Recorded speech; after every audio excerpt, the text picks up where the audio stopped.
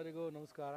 ಈ ದಿನ 31ರಂದು ನಮ್ಮ JD ಹರೀಶ್ ಗೌಡ್ರು ಹುಣಸೂರು ವಿಧಾನ ಕ್ಷೇತ್ರದ MLA ಅವ್ರನ್ನ ಹುಟ್ಟುಹಬ್ಬವನ್ನು ಆಚರಿಸ್ತಾ ಇದ್ದೀವಿ. ಅರ್ಥಪೂರ್ಣವಾಗಿ ಆಚರಿಸ್ತಾ ಇದ್ದೀವಿ. ಆ ದೇವರು ತಾಯಿ ಚಾಮುಂಡೇಶ್ವರಿ ಅವರಿಗೆ ಆಯಸ್ಸು, ಆರೋಗ್ಯ, ಐಶ್ವರ್ಯ, ಹೆಚ್ಚಿನ ಅಧಿಕಾರ ಕೊಡಲಿ ಅಂತ ನಮ್ಮ ಹರೀಶ್ ಗೌಡ್ರ ಅಭಿಮಾನಿಗಳ ಬಳಗದಿಂದ ನಾವು ಕೇಳ್ಕೊತಾ ಇದ್ದೀವಿ ದೇವ್ರನ್ನ. ಈ ದಿನ ಅರ್ಥಪೂರ್ಣವಾಗಿ ನಾವು ಹುಟ್ಟುಹಬ್ಬವನ್ನು ಆಚರಿಸ್ತಾ ಇದ್ದೀವಿ.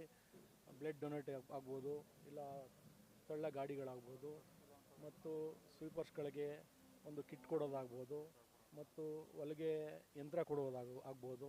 ಎಲ್ಲವನ್ನೂ ಇವತ್ತು ಈ ದಿನ ಹರೀಶ್ ಗೌಡ್ರಿಗೆ ಒಳ್ಳೆಯದಾಗಲಿ, ಮತ್ತು ಅವರ ರಾಜಕೀಯ ಭವಿಷ್ಯ, ಅವ್ರಿಗಿನ್ನೂ 45-50 ವರ್ಷ ರಾಜಕೀಯ ಭವಿಷ್ಯ ಉಜ್ವಲವಾಗಿ ಅವರು ಈ ಭಾಗಕ್ಕೆ ಮಿನಿಸ್ಟ್ರಾಗಿ ಕೆಲಸವನ್ನು ಮಾಡಲಿ. ಯಾಕೆಂದರೆ ಅವರು ಪಕ್ಷದಲ್ಲಿ ಸಂಘಟನಾ ಚತುರರು, ಮತ್ತು ನಮ್ಮ ಯುವಕರಿಗೆ ಕಣ್ಮಣಿಯಾಗಿ ಭಾಳ ರಾಜಕಾರಣದಲ್ಲಿ ಶ್ರೇಷ್ಠವಾಗಿ ಎಷ್ಟು ಕೆಲಸ ಮಾಡಬೇಕು ಮತ್ತು ಎಷ್ಟು ಕ್ರಮಬದ್ಧವಾಗಿ ರಾಜಕಾರಣ ಮಾಡಬೇಕು ಅನ್ನೋದರಲ್ಲಿ ತುಂಬ ಚೆನ್ನಾಗಿ ತಿಳ್ಕೊಂಡಿರೋವಂಥ ವ್ಯಕ್ತಿ. ಈ ಥರ ವ್ಯಕ್ತಿ ನಮ್ಮಗಳಿಗೆ ನಾಯಕರಾಗಿ ಸಿಗೋದು ಭಾಳ ಕಷ್ಟ. ಅವ್ರನ್ನ ನಾವು ಫಾಲೋ ಮಾಡ್ಕೊಂಡು ಹೋಗೋದು ನಮ್ಮ ಅದೃಷ್ಟ ಅಂತ ಈ ಸಮಯದಲ್ಲಿ ಹೇಳೋಕ್ಕೆ ಇಷ್ಟಪಡ್ತೀವಿ.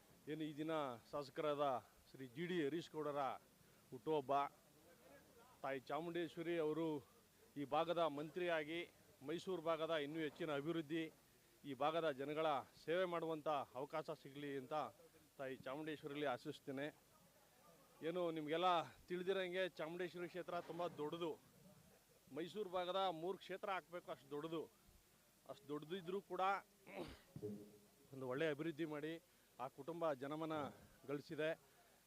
ಏನೋ ಸೂಪರ್ CM ಅಂತಾರೆ, ಹಂಗೆ ಇವರು ಸೂಪರ್ MLA ಆಗಿ ಈಗ 2023ರಲ್ಲಿ ಹುಣಸೂರು ಕ್ಷೇತ್ರದ MLA ಆಗಿದ್ದಾರೆ.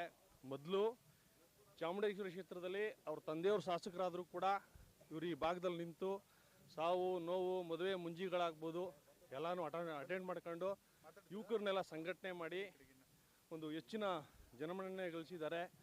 ಏನು ಈ ಭಾಗದಲ್ಲಿ ಯಾರಿಗಾರ ಕಷ್ಟ ಅಂತ ಅನಿಸಿದ್ರೆ ನೆನಪಾಗೋದು ಫಸ್ಟು ಜನಗಳಿಗೆ GT ದೇವೇಗೌಡರ ಮನೆ ಮತ್ತು ಹರೀಶ್ ಗೌಡ್ರು. ಆ ಕಷ್ಟ ಅಂತ ಹೋದರೆ ಅವ್ರ ಮನೆ ಯಾವಾಗಲೂ ಬಾಗಿಲು ತೆಗೆದಿರುತ್ತೆ, ಏನಾರ ಒಂದು ಪರಿಹಾರ ಸಿಗುತ್ತೆ ಅಂತ ಜನಗಳಿಗೆ ನಂಬಿಕೆ ಇದೆ. ನಿಮಗೆಲ್ಲ ತಿಳಿದಂಗೆ ಲಾಸ್ಟ್ ಟೈಮು ಆ ಅಲೆಯಲ್ಲಿ ಎಂತೆಂಥ ಮಂತ್ರಿಗಳೆಲ್ಲ ಎಗರೋದ್ರು. ಇವರು ಜನಗಳಲ್ಲಿ ಯಾವ ಮಟ್ಟದ ಪ್ರೀತಿ ವಿಶ್ವಾಸ ಉಳಿಸ್ಕೊಂಡಿದ್ದಾರೆ ಅಂದರೆ ಈ ತಂದೆ ಮಗ ಇಬ್ಬರೇ ಗೆದ್ದಿದ್ದು ಲಾಸ್ಟ್ ಟೈಮು. ಅದು ಜನಗಳು ಯಾವ ಮಟ್ಟದ ಪ್ರೀತಿ ಇಟ್ಕೊಂಡಿದ್ದಾರೆ ಅಂತ ಗೊತ್ತಾಗುತ್ತೆ. ಹಾಗಾಗಿ ಹರೀಶ್ ಗೌಡ್ರು ಇನ್ನೂ ಈ ಭಾಗದ ಮಂತ್ರಿಯಾಗಿ ಈ ಭಾಗದಲ್ಲಿ ಮೈಸೂರು ಭಾಗದಲ್ಲಿ ಇನ್ನೂ ಹೆಚ್ಚಿನ ಸೇವೆ ಮಾಡಲಿ.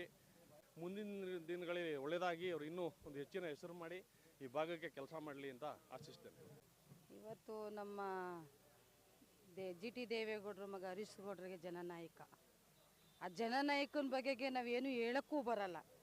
ಮತ್ತೆ ನಮ್ಮ ರಾಜ್ಯ ಮಂತ್ರಿ ಆಗಬೇಕು ಅಂತ ನಮಗೆ ತುಂಬ ಖುಷಿ ಆಗ್ತಾ ಇದೆ. ಖುಷಿ ಆಗಿದ್ದಕ್ಕೆ ಯಾರು ಬಡವ್ರ ಬಗ್ಗರು ಯಾರೇ ಹೋದ್ರೂ ಎಲ್ಲೇ ಹೋದ್ರೂ ನಾನು ಇದ್ದೀನಿ ಅಂತ ಹೆಣ್ಣು ಮಕ್ಕಳಿಗೆ ಗಂಡು ಮಕ್ಕಳಿಗೆ ಭಾಳ ಬೆನ್ನು ಕೊಟ್ಟು ಅಭಿಮಾನವಾಗಿ ಮಾತಾಡೋ ಅಂಥ GT ದೇವೇಗೌಡರು, GT ದೇವೇಗೌಡ ಹರೀಶ್ ಅವರು MLA ಸಾಹೇಬರು. ಹಂಗಾಗಿ ನಾವು ಅವ್ರನ್ನ ಸದಾ ಅವ್ರ ಕುಟುಂಬಕ್ಕೆ 100 ವರ್ಷ ಕಾಲ ಚೆನ್ನಾಗಿರಲಿ ಅಂತ ತಾಯಿ ಚಾಮುಂಡೇಶ್ವರಿ ತವನ್ನು ಹೇಳ್ಕೊತಾ ಇರ್ತೀವಿ.